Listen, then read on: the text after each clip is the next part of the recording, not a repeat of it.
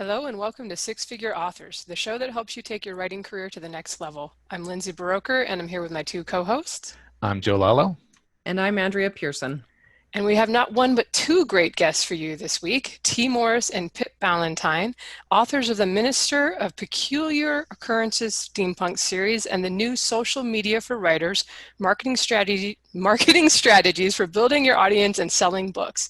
T has also written Podcasting for Dummies, Twitch for Dummies, Discord for Dummies, and contributed to Making YouTube Videos Star in Your Own Video, while Pip is on the side also writing urban fantasy under her name, which I promised her I'd mangle, and I will, Philippa Ballantine.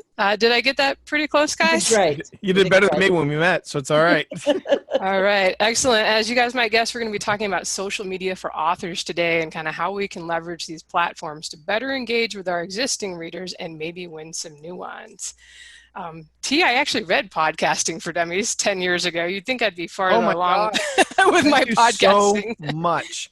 No, I get that a lot, and I'm real proud of it. There was a time where I was not proud of being. I did a whole blog post about it. I was really not proud of being a Dummies author, and then one day, out of the blue, I started getting checks for the second edition of Twitch for Dummies. And I went to Pip and I was like, Pip, these checks are getting bigger. It's been nearly 10 years since the second edition and these checks are getting bigger. And Pip says, you need to update that book. So Chuck and I talked a bit, Chuck Tomasi, and I talked a bit. He's my co-author for Podcasting for Dummies. And I reached out. I had not talked to my chief editor, Steve Hayes, in almost a decade. And he was like, well, T, we were just talking about you today. And he described the third edition of Podcasting for Dummies, which was released in 2017. He described it as the biggest renaissance for a book they had ever seen at Wiley. Period. That's pretty humbling, and so we're thrilled that the fourth edition is coming out this October. It's going to be a good time. You were just ahead of the time. This was probably like 2008 or something when I read it. Maybe 9, 10, but I remember you were audiobook publishing too, like reading your audiobooks. What made you get into all that? It was a publicity stunt. The first time, from my first novel, Moravia, which was with the press that Pip and I are involved with, Dragon Moon Press.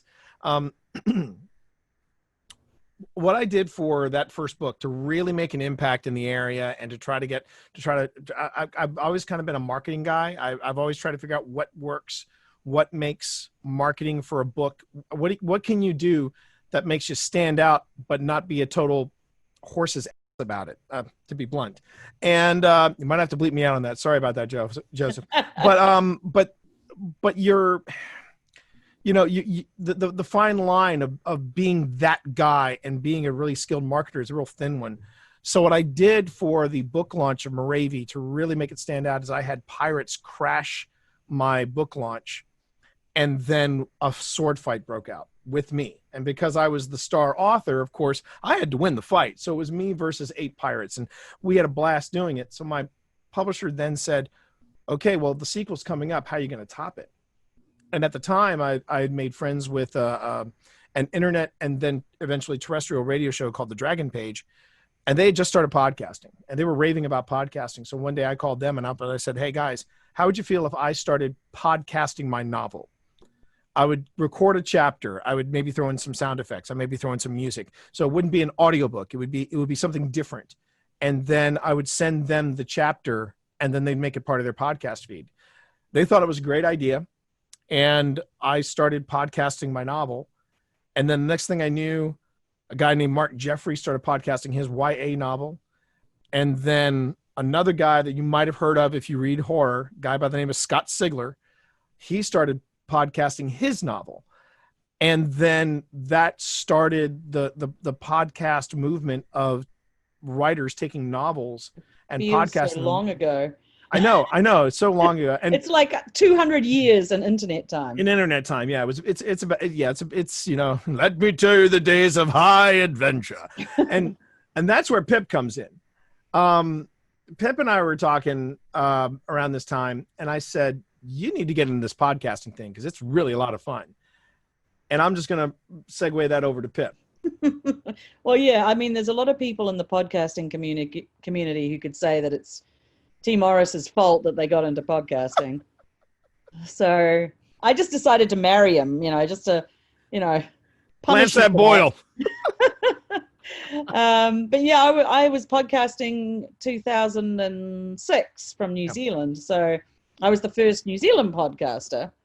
And I did 4 books, I think. Yeah, I'm pretty sure I topped you with how many did. books I did. You did. You podcast. Chasing the Bard, Digital Magic, Weather Child. Weather Child, and the one with the features Ashime. I'm blanking on Weaver's Web. That Weaver's was Web. my first. Yes. Yeah. We don't And talk about that book. it was not that bad. It was not that bad. It was not Chasing the Bard level, but it was not that bad. It's a good book. Yeah. But I was her enabler in that, because I would send her like, oh, listen, here's some music I composed. Use it in your podcast. Here's this. Use this in your podcast. And I just kind of prodded her along, and then and it became quite an addiction. It really did. Podcasting.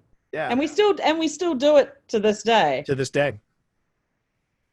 Awesome. Well, we have a few questions later on YouTube and podcasting, but I also want to ask, since you have the book on social media, what are you guys doing? And like I usually tell people, it's for your existing fans more than like to get new people. But is that true? Is it possible to go out there on any of the platforms and sort of develop a fan base before you even launch your first book? I feel like podcasting did that just anecdotally from meeting people at events and things. We've had several people come up to us and say, I listened to the podcast, and then I was like, oh, there's a series attached to this. This is the Ministry of Peculiar Occurrences. We started doing a short story anthology about 3 or 4 years ago, or maybe it was even longer, maybe 5 years ago now. And we brought in people. We wrote for the series. We brought other people in, other writers in. So there was a lot of cross-pollination between authors that we already knew. By pulling them in, we got to kind of tap into their base, and they got to tap into ours. But we've definitely had people coming in and getting signed books and saying, I listened to the podcast first. And then from there, I discovered that you had books. So I think that definitely happens. I don't think that you can rely necessarily on building up a giant audience before you have the book. But it is possible to at least get a foothold on it. Get a start. First off, and Pip, to correct you, the Ministry of Peculiar Occurrences, Book 1, Phoenix Rising, came out in 2011. Oh, geez. So we started the podcast in 2010, and along with the podcast, we actually started up the Twitter account. And the Twitter account, we still dabble with the Twitter account for Books and Brawn, but in its early days, and when we were really knee deep into the series, we were tweeting as the characters and sharing steampunk links and doing all those different things on Twitter. So we had Twitter as a front, we had the podcast as a front, and we would try really hard to react to even current events. I remember very, very vividly perhaps my favorite tweet as Books and Brawn, because we would always sign them. If Pip were to do it, she would sign it EB for Eliza Braun. I would sign it WB for Wellington Books. And in our area in Virginia's not known for earthquakes. And we had an earthquake in like 2011. Yeah, it was barely a blip on the radar for Ring of Fire girl down there. But as far as Virginia, it just absolutely freaked us out. And so I immediately went to Twitter, and as Wellington Books, I typed out, to the good people and citizens of the state of Virginia, we are truly sorry, and we apologize for any inconvenience. Signed, the Ministry of Peculiar Occurrences. And that got peculiar occurrence. So many retweets because people thought it was an absolute riot. And, but that's how you can, what's one way of working your social media platforms. You can generate hype for upcoming titles and even for yourselves before you launch. That's pretty cool. And it sort of leads into a question I had, which is how focused on marketing should your social media platforms be? Because I follow a lot of people who have just sort of interesting stuff that they share, but I also follow a lot of people who just periodically ask you to buy their books. So like how much marketing will fatigue your audience, and how should you temper your feed to keep that from happening? We talk a lot about that in the later chapters of the book. Mhm. We're firm believers that content is king, and if your Twitter account, if your Facebook, if first off, if your Twitter account tells me to go follow you on Facebook and YouTube, I instantly block you, because I want to get to know you. And if all your Twitter feed is just buy my book, buy my book, buy my book, buy my book, and also on Facebook, buy my book, I'm done. We're out. Content marketing is about that content. What content is relevant to me as a fan of your work, and what is it that's going to keep me coming back? I think probably one of the best examples of just really solid content marketing, and someone who turns their personality into a way of promoting and not just promoting their own work, but also promoting their brand, is Chuck Wendig. Chuck Wendig's Twitter is insanely good, and so is his Facebook. And I've lost count how many times I've pointed people to Terrible Minds. It's like, you want to know something about this? Go to terribleminds.com. And his blog is untouchable. And I as I like to joke with people, I say one day I'm going to grow up to be like Chuck Wendig, and even Chuck Wendig just shake his head and he goes, "You don't want that." And he's just good value, and that's what your social media platform should be.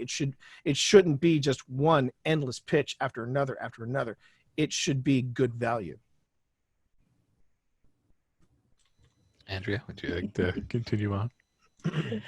Sorry, I'm like eyes shut over here. Okay, so all right. Would you give a couple examples? So when I was reading the description, and your book wasn't out yet when I read the description, but so I'll be reading it. I actually just downloaded it. Would you give a couple examples of what you mean by best practices for social media? And then on the flip side, what are things that even experienced authors might do that they shouldn't? Well, T and I, we do a podcast called The Shared Desk, where we talk about authors behaving badly. We record every 2 weeks, and strangely, there's always content to talk about that. Yeah. I think one of the best practices is, as far as mixing in content with, buy my book informational feeds, is I like to do Tumblr posts. My platform that I usually look after is our Tumblr, and I like to have at least 3 to 4 pieces of interesting content. We run one about steampunk, so I like to repost other people's books or costumes or interesting events, and I like to have a ratio of about 3 to 4 posts of interesting content that's nothing to do with anything we're selling, and then have something that might include a link to our book or our audio books or where we're going to be.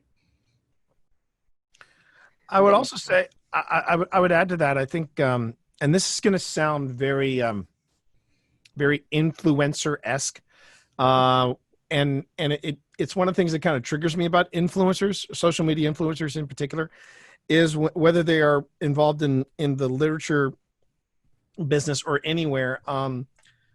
You also need to have a sense of authenticity to any of the platforms you do.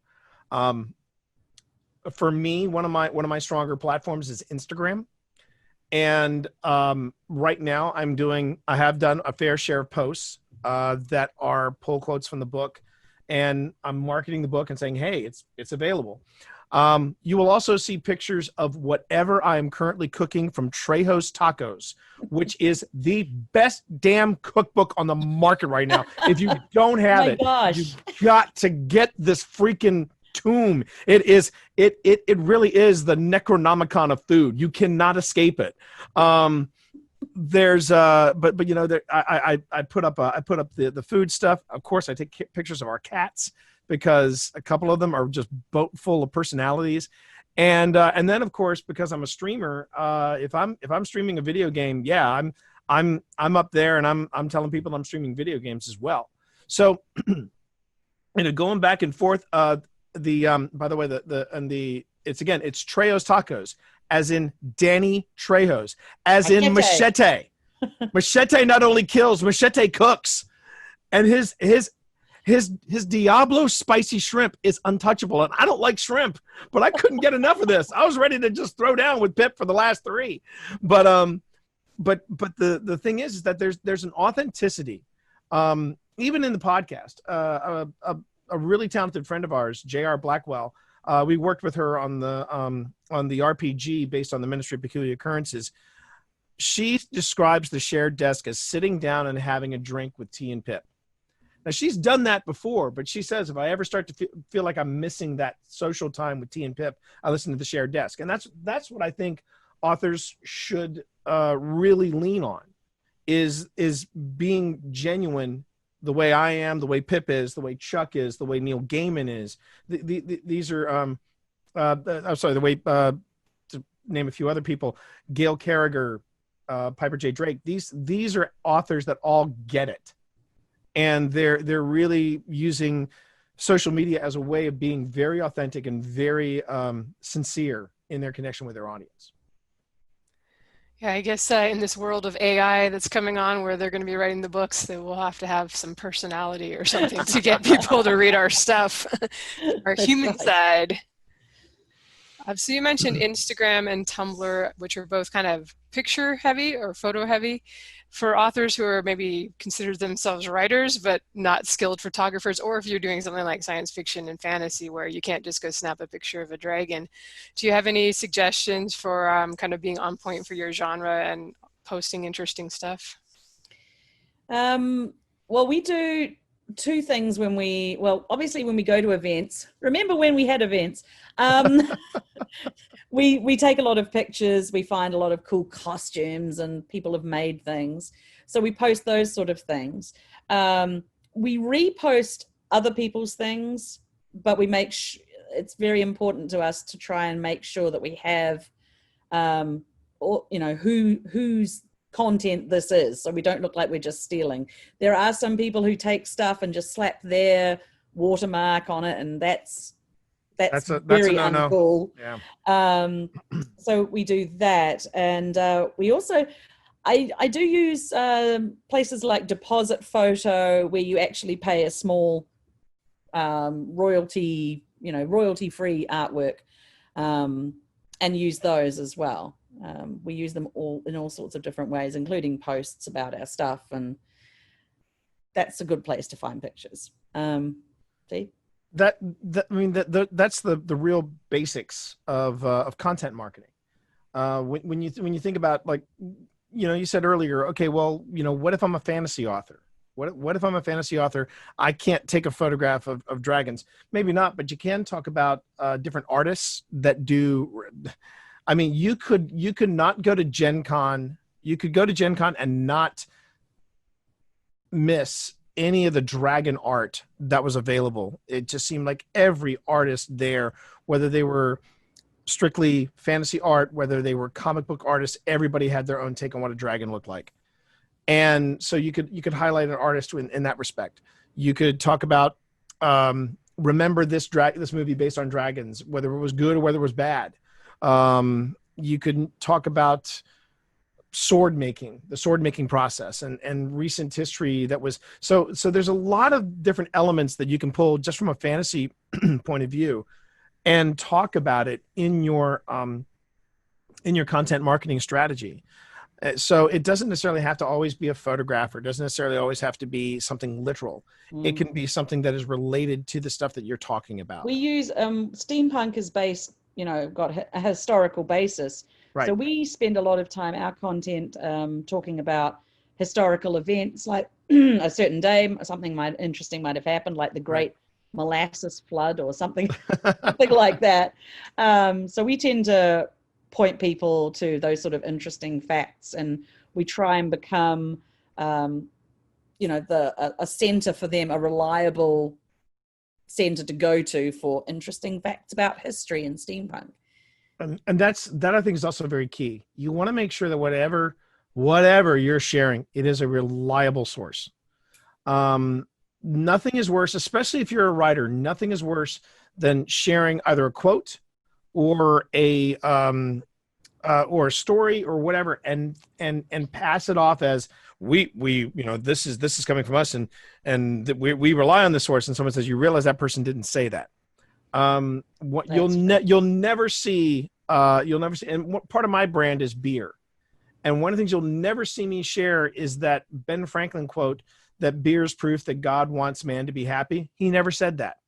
He's always attributed to that quote, but he never said that. Besides, there are way better quotes from Hunter S. Thompson concerning beer. So, so that's where I get a lot of my information from. Or somewhere around Barstow when the drugs started kicking in. Yeah, I've gotten quite a few dragon things off of Etsy, for a few dollars, and I'll take a picture of that, and here, look, my new Post-it notes have dragons on it, guys. Here you go. So you mentioned Twitch for gaming. Is there anything authors could be doing on Twitch? I've heard people live stream their books as they type them. I don't know how much of an audience there is for that. It's crazy. It would surprise you. Yes, there's an audience for that. Now, and I mentioned this in the chapter we have on streaming, and I do also mention it in Twitch for Dummies as well. That people get a little nervous, and I could see this because I've had this discussion with writers before, where they go, well, I don't really want to design by committee or write by committee, and that's legit. That is totally legit. But what happens is that if chat asks you a question of like, well, why are you doing that? That's a terrible thing. Your character should do X, Y, Z. This is where you as the author can step in and go, I appreciate what you're saying, but here is the motivation of the character.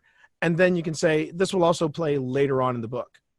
And that way people are getting an inside look at what you're doing as an author. Just recently, I did a 2-day stream where I was laying out social media for writers.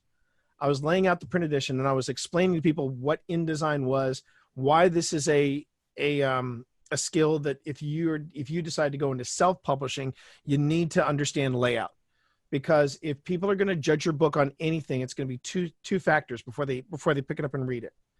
They're going to look at two things. They're going to look at the cover art. Bottom line, they will always look at the cover art. Any that the people don't judge a book by its cover. That is a total lie. If you got a crappy cover, people are not going to buy your book. Second thing they're going to look at is the layout. They're going to open up that book, and if it looks like it was just thrown together in like Microsoft Publisher or something like that, they're going to be like, nah, I don't think so. You want the book to not only have really good content on the inside, but you also want it to look as pretty as possible. And with nonfiction, you have a lot more creative leeway. So I'd never done that before. I went on ahead and said, let me stream this and see what happens. Wow, did my chat light up. People were asking about editing. They were asking about layout. They were asking about the importance of, Quark Express versus InDesign. What is InDesign? How does this work? How do you format this for ebooks? And it was really fascinating. The other thing that writers can do is what Pip and I do. When I first pitched to Pip, and I regret this now. When I first pitched to Pip doing streams with our podcast, Pip was like, I don't think I'm going to do this. And I said, no, come on, we can just try it. Within 30 minutes, Pip was in, and even probably within 10 minutes, Pip was totally, completely 100% in. And what it was that it was something that people tried to do in the early days of podcasting, but they never could pull it off. It was that live interaction. It was a live studio audience, basically. Yeah. And chat is fun. It's fun to chat with totally people. Changes the dynamic. Yeah. And then the nice thing is then you can take the audio of that and make it a podcast. If so you're, you get yeah. a twofer. And if you're already using a recording device, the actual stream serves as a backup, which we have had to fall back on a couple of times.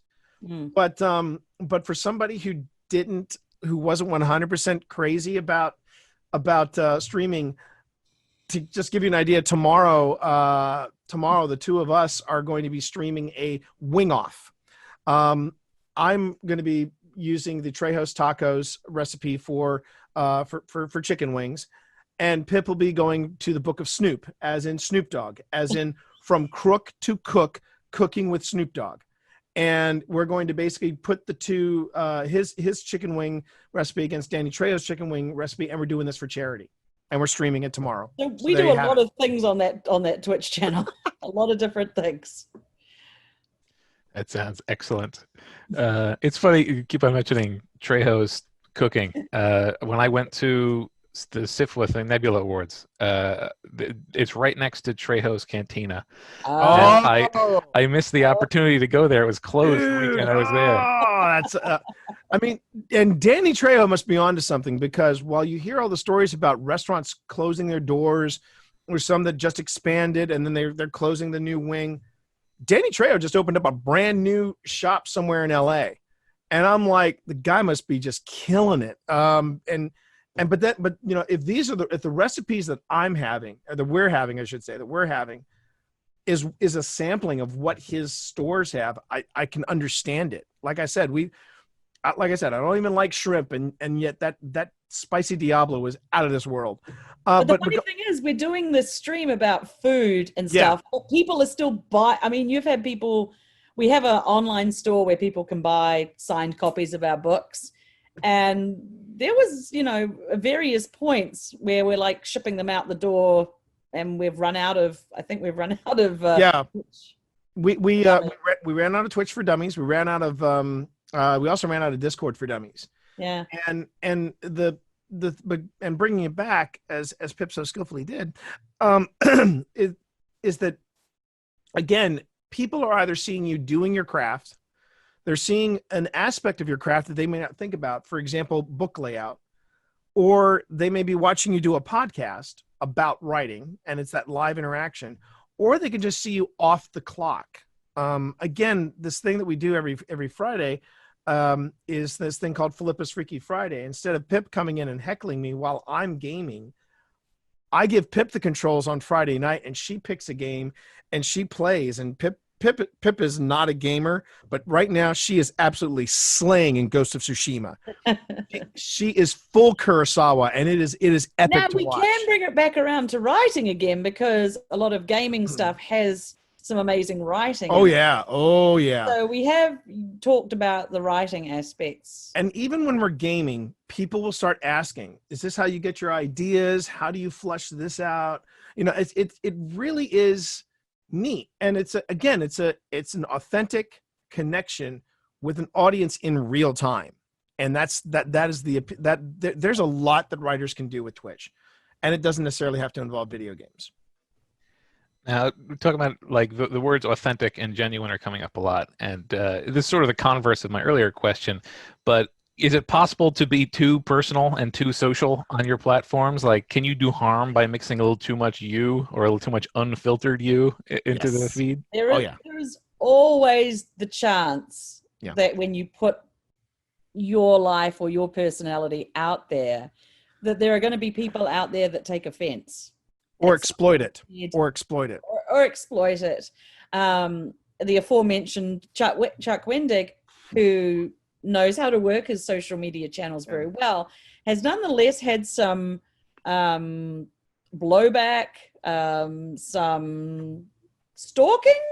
And some pretty terrifying people in general. Some other things that have kind of... Yeah. I've never seen him back away from his social media channels, however. Right. He's always maintained who he is, and had to deal with some things that might be a little too personal. And sometimes I think external influences, they like to fall back on what I call the easy out. I mean, we should just go ahead and address the 800-pound gorilla in the room. When Chuck lost his connection with Marvel, he was writing some stuff for Star Wars, and there were people that were taking a victory lap, because the reason why Marvel let them, the official word that was given to Chuck was, well, it was because we saw your Twitter account and we didn't like what we saw. And about 3 or 4 months after that S storm, I was at my day job, and a guy mentioned something about Chuck Wendig. I don't know how Chuck came up in conversation, but because I was the comms director, the individual said, yeah, if Chuck Wendig had just sort of toned down his Twitter, he would still have that job. And I said, that wasn't why he got fired. And he froze and he looked at me. He's like, what are you talking about, T? And I said, that's not why Chuck got fired. And he goes, wait, you know Chuck Wendig? I said, not only do I know Chuck Wendig, I've followed him for years. I can tell you right now, if Marvel didn't pay attention to his Twitter account throughout his entire relationship, which the account never changed while he was with Marvel, they could even look at the begin. There was a blog post Chuck had that went totally viral called "Turning Writers into Mother Effing Rock Stars," and he didn't censor it. He didn't censor it one iota. And that was solidly a year before Marvel even approached him about Star Wars. So for Marvel to say, oh, it was your Twitter account, it was just too political, that's BS. And well, that's like a personal choice, you know, how much you want to share, how much sort of hot button items you want to dive into. Right. We have our own hot buttons. We've stood up on a soapbox or two in our day. But I do think authors should draw lines and say, this is what I'm sharing, this is what I'm not. And you know, and we're very picky about it. Some authors are very careful about not sharing, for example, the name of their children, or not sharing pictures of their children. Yeah. Some people are quite open about it and share and put it all out there. Yeah. We have had a lot of our sort of writer friends tend to, like with their children, for example, give them like superhero names, and that way gives the children some level of anonymity. But yeah, it's an incredibly fine line, and everybody has to make their own decision about where they stand.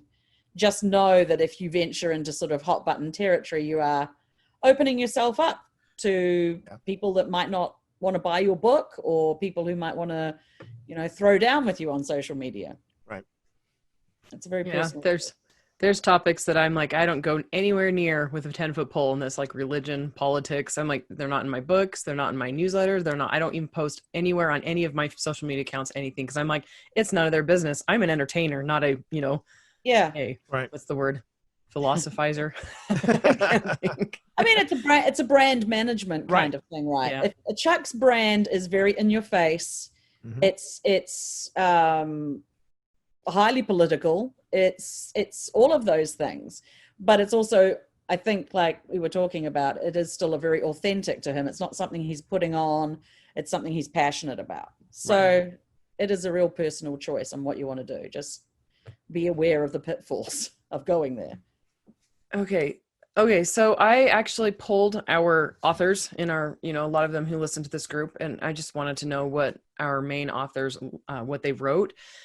And so most of them write mainly science fiction or fantasy, romance, and mystery. And that's not really a big surprise. You know, that's pretty much the way it goes all over the board. You know, lots of people write romance and sci-fi and mystery and all that. Which platforms would be best for these genres, and which do they consider not spending much time on? Well, I'm the I love Pinterest and Tumblr. Tumblr, I would suggest for people who are into YA. If they're doing any kind of YA, that's where the younger demographic tends to be. Pinterest, I feel like, is probably more highly geared towards more non-fiction. There's a lot of and romance, actually, because it's got a slightly higher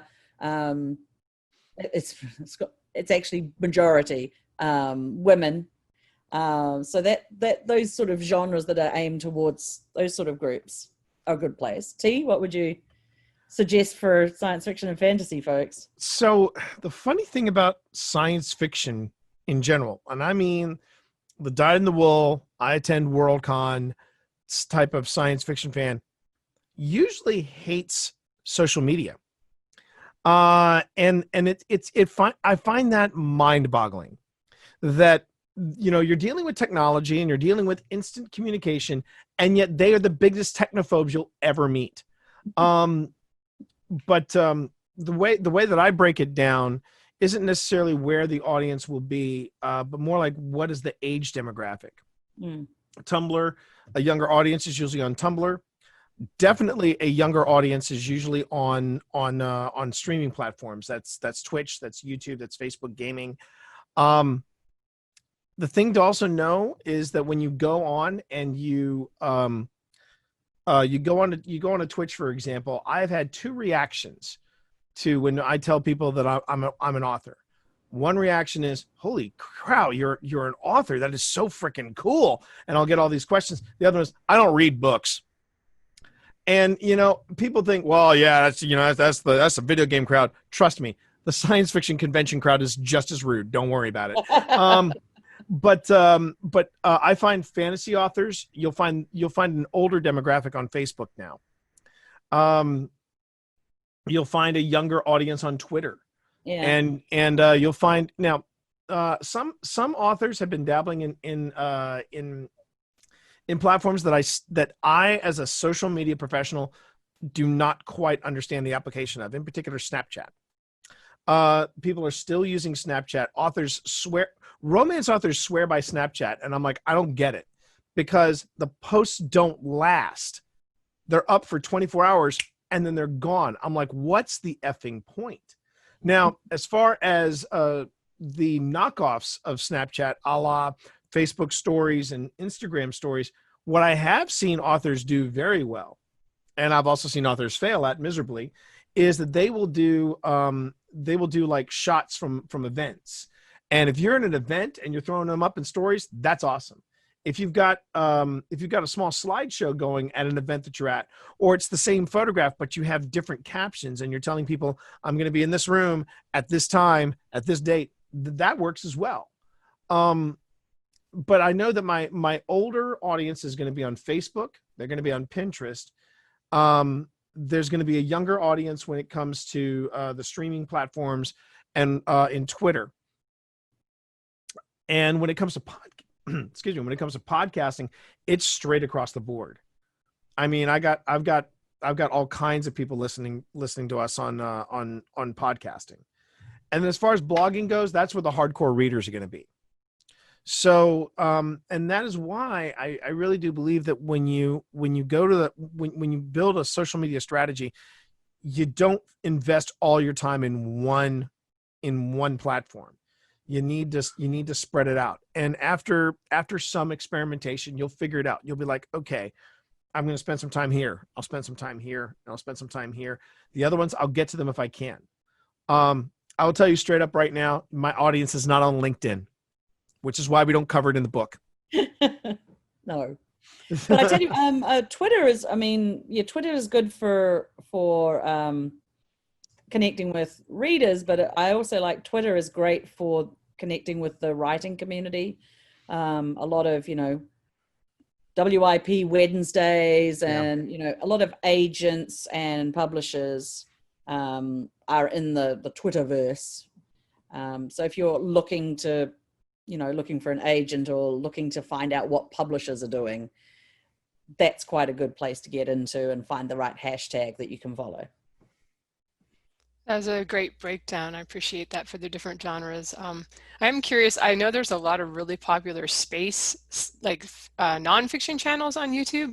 That may be the one genre where it would be worth having a nonfiction, let me tell you, like I know Isaac Arthur is not a author, but he's just built up this tremendous YouTube channel with his, this is what's going to happen in 1500 years based on real physics, what we could actually have in the solar system kind of stuff. But I don't know, do you have any thoughts on that before I move on?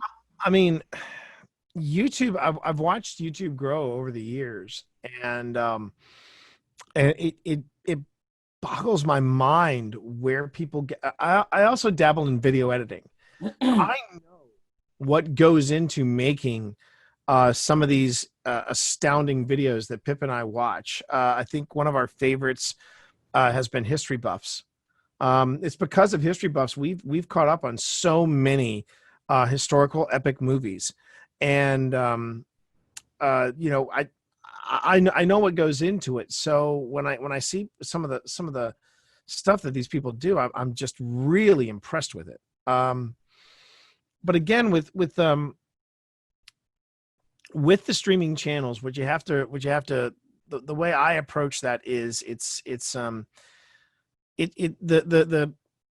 more about, I want these people on this particular platform to get to know me as not just the writer, but a writer that will game to get some frustration out, or to just unwind or just relax. And I feel like also I give them a chance to get to know me and how my brain works, and how my brain is very different when it comes to the way we approach a game. Another example is I'm currently playing through the sequel to The Last of Us. And I can tell you right now, I have seen a lot of movies about the apocalypse and about the end of the world and about dystopia and things like that. It has been a long time since I have felt as moved as I did for The Last of Us. And now I'm in part 2, and I constantly will pause the game and talk about it from a writer's perspective. And I think my audience digs that, because instead of me going, well, the mechanics in this game are a little rusty, I don't like the fact that I have to do triangle, square to pick up the item and then figure out how to read it. Instead, I'm going, do you see the depth of this character? Do you see the look in this, and you know, the subtlety of the performances? This is good storytelling. This is now investing me as and that's where I make the connection with the audience. And when it comes to nonfiction, I would say that that when it comes to nonfiction, I just tell people across all the platforms, it's like nonfiction for me is about, how do I figure something out? And I think when you've got 15 years of podcasting experience between me and Pip, when you've got the experience that we've had with Twitch and things like that, when it comes to social media for writers, that's what we're bringing to the table, is that experience. And I think that is probably the biggest advantage that you have in social media, is if you've got the footage, if you've got video, if you've got images of you actually doing whatever subject matter your nonfiction book is about, I think that only reinforces your credibility in writing it. So yeah, for nonfiction authors, I find that the social media is a must-have. You really got to play that. Right, and you made a good point that some of those YouTube channels have like a team of people working on Exactly. the videos. It's a lot of work. You have to love Amazing. it for that, not just to sell your own books. Exactly. Quick question about Discord, which you mentioned, and I mostly think of as a chat for gamers. Is there something else authors should be doing with that, possibly? Absolutely. It is a great place to build a community. It has all the benefits of Facebook without the noise. And the other thing is it gives you full control over what people see and what people do in that community versus Facebook, where you're playing by Facebook's rules.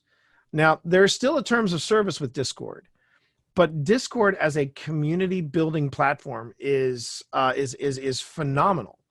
And the way I look at it is that Discord is one more platform, but for me, it's all the pros and cons of, well, actually, and more pros than cons of creating a group and creating a page without having to deal with Facebook. It's been real hard for me to be as expressive on Facebook after watching a documentary called The Great Hack. And since that documentary, since what happened with Cambridge Analytica, I have been trying very hard to be more diligent with my data and what I'm sharing on Facebook, because I'm the only one that's going to be doing that. I cannot rely on Facebook to be responsible with my data, obviously. But with Discord, you get a lot of control. And what's also great about Discord is that, yes, it is much like Twitch, it is primarily a gamers platform, but I've seen software companies use it as a place to do their IT help. There are help desks that are completely based on Discord. And from a writer's perspective, it's great because I have a room that's called WIP, work in progress. And writers will come in and they'll drop like 1,000 words or 1,500 words of a work in progress. And I tell people, you can drop it in there. No one will critique it unless you ask for it. And I've had people drop in works of art in progress. And it's a great creative hub for people to either write poetry or there's a lot. Discord and Twitch, I think, are the two undiscovered countries. And I only see, I've had plenty of authors come up to me and say, so what do you think of Discord as a platform? And I'm like, if you want to build a community and you want to be free of the Facebook chains, this is the place to do it. Yeah. And I also think that I can also say this, the user interface of Discord beats up and steals the lunch money of Facebook's new interface, hands down. Hands freaking down. There you go. All right. Well, I'm going to have to check it out a little more in depth. You mentioned I can mention a book that'll really help you through it. I promise. Really? What was it? Discord for Dummies, perhaps? Yeah. What kind of? Do you get anything free for that one? Not this go round. No, not this go round. All right. Well, you guys are both obviously big podcasting fans, and we kind of talked about YouTube also as being something where if somebody's interested in that, it could possibly build an audience. What should people like? Let's say we had mystery authors. I don't think we mentioned a social media for them, but if you're a mystery author and you're thinking, yeah, I want to start a podcast or a YouTube channel, what can they be doing on their channel that's not just like for writers? I feel like a lot of us default to, let's do it. Like we're doing this podcast for writers. It's not really helping us sell our, science fiction. But do you have any thoughts on that? Well, we seem to have, our Tales from the Archives, which is the sort of offshoot of the Ministry of Peculiar Occurrences. Because both T and I started off doing full books. We're giving away the whole book. And we've kind of evolved the idea over the years from that to giving away something. So maybe if you're a mystery writer, maybe you could be doing, you could, just off the top of my head, you could be doing like little reports. Maybe your book's about a detective and you've got like little snippets of reports that maybe the detective is doing, insights that sort of expand on the book that you have and that you're selling. T, I know I can see you thinking about. I have plenty of ideas. He has written mystery books before, so. I mean, one of the things that I think that if I were still working in the Billabub Batting's mystery series, I think one of the things I would do would be short stories of other cases of Billy Battings. That'd be one thing. The other thing I would probably do would be, and this would be really interesting to see how writers would run with this. Would be, okay, well, you're doing a mystery. Well, maybe it's inspired by something. So what would it be? I mean, you could talk about, you could do an analysis of one of Agatha Christie's Murder on the Orient Express, or you could actually do a true crime analysis. True crime is huge. Oh, yeah. But here's what you got to be careful about when you start doing stuff like that.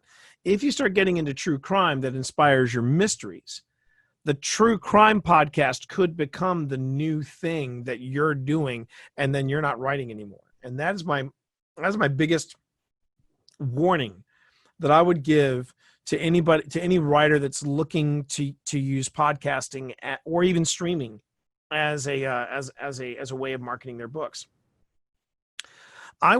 For a long time, I was doing a podcast called The Survival Guide to Writing Fantasy. It was one of the first podcasts to come out that didn't, it was a writing podcast, but it wasn't a writing podcast about the craft. It was about the business. I talked about all things marketing. Excuse me. I was talking about stuff that that wasn't necessarily about writing, but about what you did to promote your book. And I remember, it was a refreshing change for some authors like Terry Brooks and Robert J. Sawyer, because I wasn't asking them, so where do you develop your plot lines? I'm going, okay, so I've got this book, what now?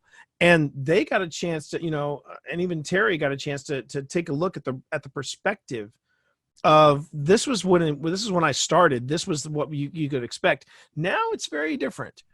But the thing was that I was doing so much work on the Survival Guide to Writing Fantasy, I was no longer writing fantasy. And so you as a podcaster, if you decide you want to come up with something that's different, you want to try to come up with something that kind of takes the weight off of you from doing work so you can still write. And that was what we noticed with the Ministry of Peculiar Occurrences. We approached each author and we said, this is what we'd like for you to do. We'll take your audio, we'll spruce it up, we'll make it fun. But if you write the story and if you're okay with it, we would like to be able to reference the story in the series. And we had a wonderful time doing it. And it was great because it actually expanded the universe. But it was a shared universe. So we did pay them. We did pay them. And we did pay them. Money. Yeah, exactly. But you just have to be making sure that if you're doing a podcast, whether if you're a mystery author and you want to do a true crime that inspired your mystery, just make sure that you still have time to write and market said mystery, so that your true crime. But if your true crime podcast takes off and Amazon wants to talk to you, but I think go with Amazon. One of the things that really helped us with the Ministry Tales from the Archives is that we had seasons, so we weren't continuously doing it every week, taking away hours and hours. It had a season and it happened, and then it didn't. And then we took a break. Then we came back, and then we took a break, and it was season 2. Boom. Yeah. Now, on the subject of that, on the subject of like putting out content and the content becoming, a distraction from your main thing, I follow a lot of YouTubers. Like I watch, most of my entertainment comes from YouTube these days, and I follow a lot of YouTubers off YouTube as well. Lots of them have podcasts, and they talk about the algorithm, like the boogeyman, like even more so than indie authors talk about the Amazon algorithm. And like it seems like a lot of these places are a meat grinder when it comes to putting out content and actually keeping relevant. So are there places, like it seems like in particular YouTube is a place that you just have to keep putting stuff out if you want YouTube to have a footprint? Boy, that's a good question. That's because man, they do live and die by the algorithm. They do. Seem to be YouTubers that I really like is Lindsay Ellis, because she breaks down, sort of literary stuff and also theatrical movie stuff. Her breakdown / takedown of Phantom of the Opera by Joel Schumacher is epic. It's epic. But she was talking a bit about the algorithm and just the meat grinder aspect of it, but also the negativity aspect of it. She was saying that the things that get the most hits from the algorithm are negative things, which is another aspect of the. And I've been victim of that all the time. I've been victim of that. I've been a victim of one of the biggest black holes of negativity in the Twitch community. They're slimy dealers. I won't lie to you. His dealing was that he took a screen capture. He took a screen capture of a tweet that I made, and then he retweeted the screen capture. So I wasn't hit on it, but he basically made some snarky remarks at my expense. And I would never have known about it had somebody not DM'd me and said, you need to know this guy is doing this. And I went, who is this guy? And they thought that was hysterical, because this is one of those YouTubers that's got like millions of followers and that kind of stuff. And the only way you can cope with that sort of thing is assholes be assholes. I mean, there's just no other word for it. People are going to troll. But the thing about the content, the content meat grinder, also known as the grind, is there are some people that make content just for content's sake. And the way that we approach content is again more from a point of view of like, if people know we've put out a podcast, maybe there's a month gap, maybe there's a couple months gap, but when we come back, people are like, oh, it's going to be good. We never do content for content's sake. It is a zero game. It is a zero-sum game. You will burn out on Oh, that. yeah. Eventually. There's only so much. Yeah. You see that in YouTubers and Twitch Streamers and yeah. and that's where I think they kind of shoot themselves in the foot. They get so obsessed with the algorithm, or let's just call it by the other A, the analytics. How many viewers have I got? How many subs have I got? How many followers do I have? It reaches a point where you no longer enjoy it. And I've seen streamers absolutely melt down and break down because their numbers are going down. And I just for the toxic individuals, I just say, look, enjoy your time in the sun, because it's not going to last. Because there's going to be somebody that comes out who's younger than you, who's slicker than you, and yes, smarter than you, which for some of these idiots, it's not that hard. And they're going to get outplayed. And eventually, and it's because this is not playing video games for fun and getting paid for it by Twitch. This is a business. This is a business. And some days you're going to be the windshield. Some days you're going to be the bug. And maybe it's because I have a theater background. Maybe it's because I have a writer's background. And I mean, because I know that in the 18 years that I have been going from convention to convention, I've seen a lot of young authors come and go. And the fact that I'm still standing after 18 years with a successful series with my wife, with a successful nonfiction book with my wife, and with these 3 books from the For Dummies people in my wheelhouse, I must be doing something right. So I tell people, especially when it comes to creating content, don't let the content rule your life. If you don't feel like streaming, don't. Because the audience, they're going to pick up on that. And I'd rather not stream than stream content and be happy about it. Because if people because when they come to my stream, and I've had this told to me before, I'm like, I love coming to the stream, T, because I know it's a safe place, and because I can forget about what's going on in the real world and just chill out with you and have a good time. That's what I want, and that's what I aim for. And that's not going to happen if I burn myself out. So this makes me feel guilty for asking the next question. Oh no. Bring it. Come on. Come at me, bro. Because you're like, don't worry so much about algorithms and the analytics. So what is the sweet spot for how frequently to post content on, say, YouTube and podcasting, and which days of the week would work best for both of them? The eternal question. The eternal question. You want to lead in, Pip, or you want me to lead in, then you clean up? The general feeling about podcasting is that you want to hit it when people are commuting. Yeah. You know, back in the days when people commuted. Yeah, but the sweet spot was usually about an hour of time length.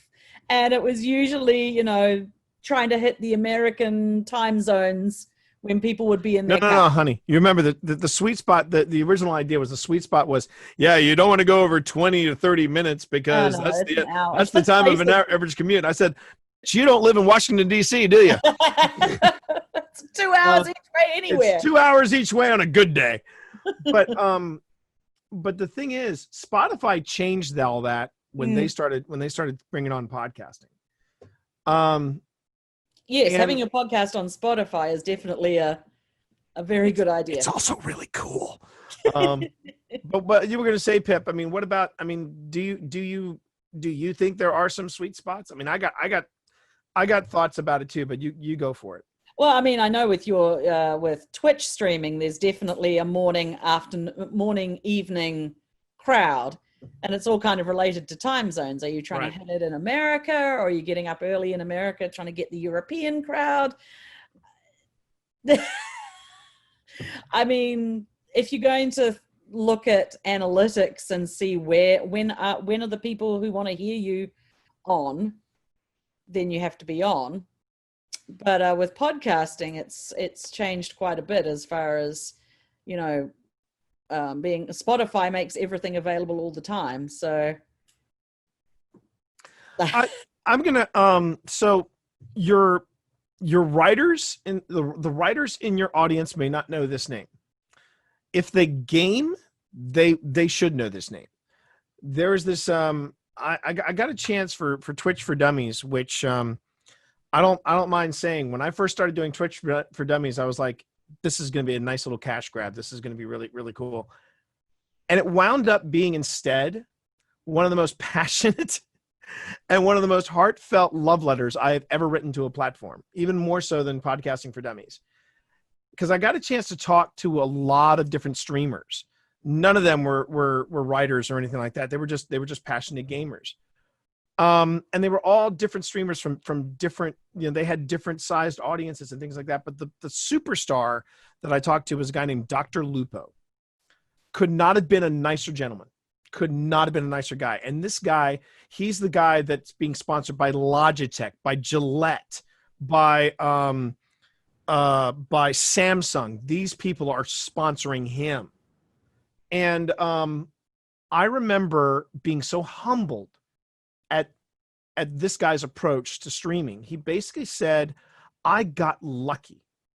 And that was something that none of the other streamers talked about, but he was straight up about it.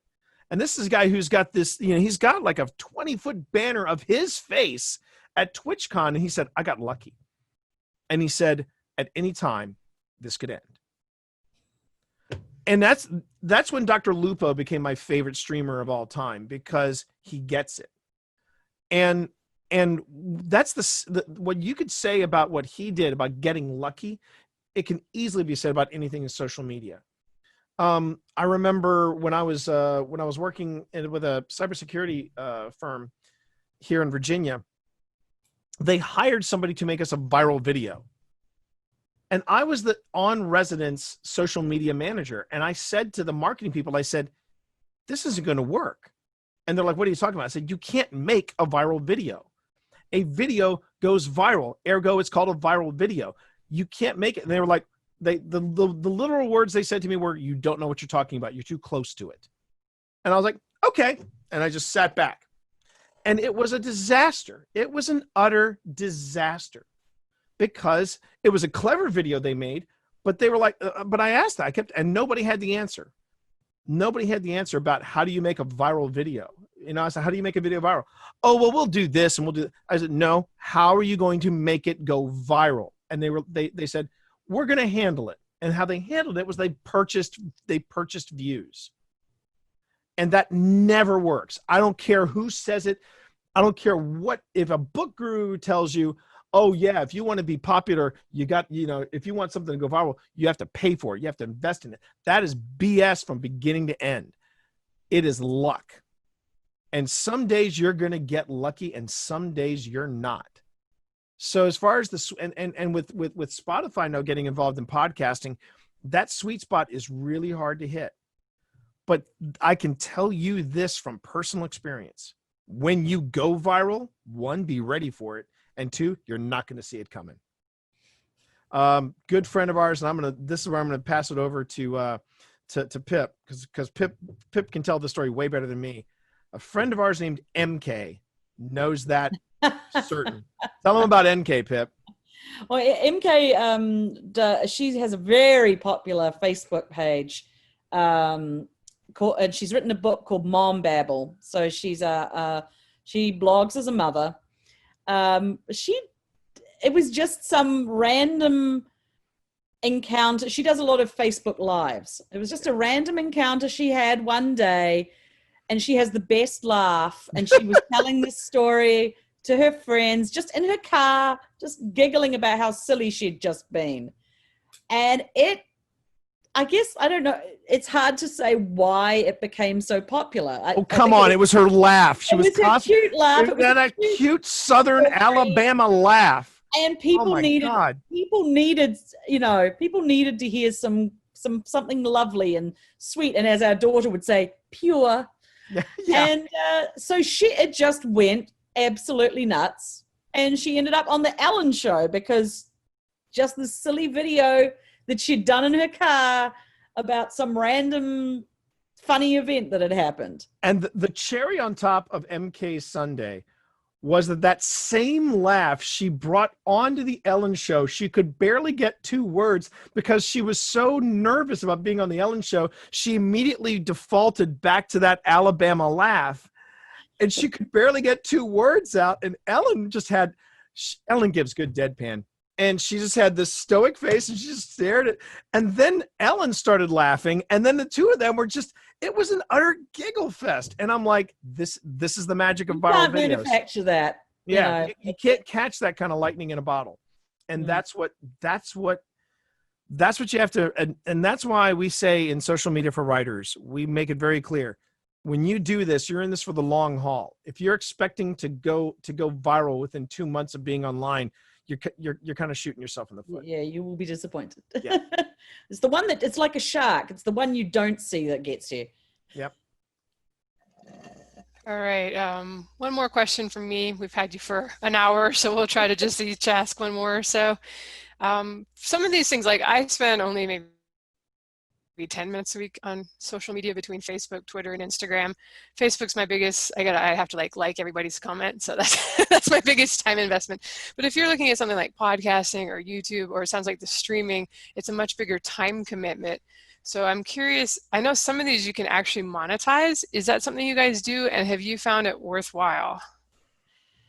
The monetizing. The M word. The M word. The way that we look at social media is the monetization is in selling our books. If you're going to be doing YouTube and making, ad revenue basically on that, then you should probably be concentrating on doing YouTube and making that your full-time gig. But I feel like for authors, it's a long haul plan. It's about creating a connection with readers, and the monetization is when they like your writing enough to actually purchase your books and support your career in further books. Yeah. Do you agree, T? I do. I love it when he says that. I just agree. It's just the only thing I would add to that is never be afraid to block somebody. I've had to block people when they tell me, "Yeah, I can't afford your book, so I downloaded them off of a pirated site. I hope you don't mind." And I go, "No, I don't mind at all." Block, because I'm not worried about that person. Because if they're gonna pirate my book, 1, F them, because they're basically stealing from me, and 2, they weren't gonna buy my book in the first place. Anybody that buys pirated books, if they suddenly have malware on their computer, I got some good news for you. You got what you paid for. That's all I'd add to it. Never be afraid to block somebody if they're being a turd. All right. I have a question just on audience building. Now, we talk a lot on the show about newsletters, and there's a lot of wrong ways to build a newsletter because you pay to have a newsletter, and you don't want any dead weight on your newsletter. Right. And obviously, there's ways to accumulate an audience on any social media platform. Are there wrong ways? And does it matter if you have dead weight, since typically you're not paying for your followers on social media? Yeah. I'm just thinking when we built our ministry page, I do try to have, how should we say, quality as well, because if you have too much randomness happening on your page, then you start to become less trusted by the readers who actually are interested in it. So I have been known to trim a page or two. It's not as important, I don't think, as far as mailing lists. Yeah, you're paying per person that you've got on your mailing list, so you want to keep an eye on that. But we do block and prune, and we also manage a couple of groups on Facebook, and that I particularly keep a little bit more of an eye on as far as, quality members, people who are actually interacting. Okay. Pip, you didn't have anything to add? Nope. Or T, sorry. I'm good. Okay, so the description of your book mentions crisis management. What do you mean by this? I'll take the lead on this one. Thank you very much. So, yeah, not to go into specific, not to mention any names. Oh, there's too many names to name. Far too many names to name. But at the time we were writing this book, not one but two major blow-ups happened in not just three. I would three, actually. maybe in three. Sure, why not? Let's say three because it's possible in three. Not just in the literary plane, but in the social media world. It just seemed like people were acting completely bonkers. And when it came to saying I'm sorry, they made it worse. And so I turned to Pip and I said, I want to change. I want to call an audible, and I want to take some content from some of the other chapters and make it its own chapter. And we're just going to focus on crisis management. Because we originally, in the first edition, we didn't have a chapter on this. We had a best practices sort of chapter. And what to avoid and things like that. But I think that was the thing, is that either A, they didn't buy the first edition, or B, it just didn't pop out to them. So I said, okay, then let's really go deep and let's talk about crisis management.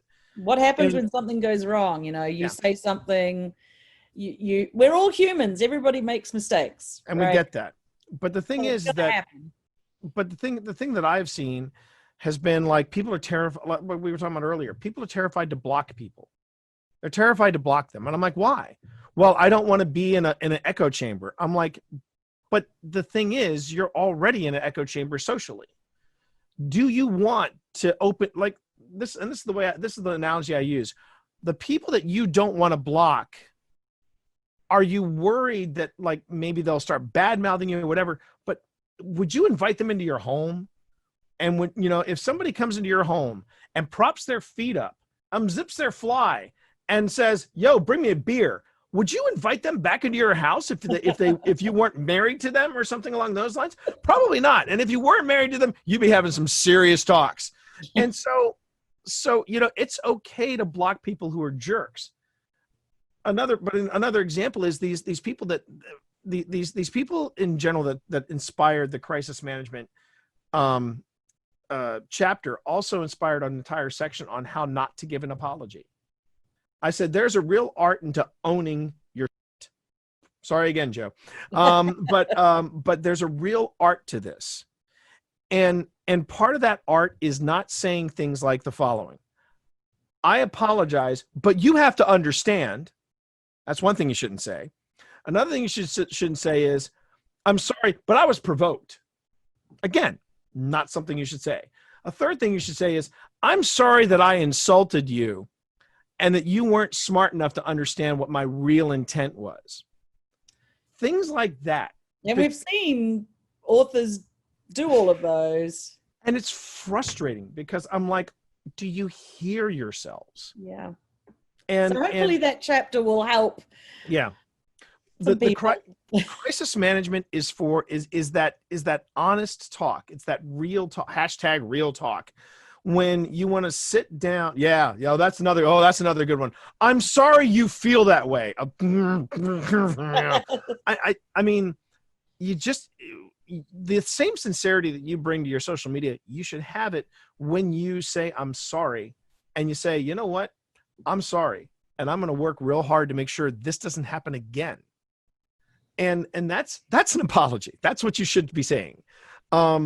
There's also ways of handling your social media in general. Like, what happens if a platform that you haven't touched in months suddenly starts spamming out Ray-Bans advertisements? How do you handle that? Well, either A, if you're not using that, you should shut it down, because otherwise it's going to continue spitting out ads. Or B, you come on and you take off those offending ads or the spamming ads, and you say, sorry that happened. And then you change your passwords. There's all these little things that we see that are simple solutions. Also, not tweeting like off the cuff. That's another one that's a big one too. That's a real big one. A lot of authors, like, something happens, and they fire it off. They're Yeah. just like, oh, I've got to explain that. And they fire it off without like sitting back for a little bit and just thinking about it. And we've had friends that's happened to. They're like, oh, I shouldn't have tweeted straight back. I should have thought about it. I should have left it to the next day. Or you should do some research on the topic before you chime in. Or ask somebody, a friend, Yeah. should I post Should this? I really do this? Should I really post this? And it's not just on Twitter. It's everything. It's Twitter. There was, I mean, from my own personal experience, there was one time where I recorded an episode of The Survival Guide to Writing Fantasy that I never aired. And it was because I listened to myself, and I did. I sat back and I listened to myself critically, and I was like, huh.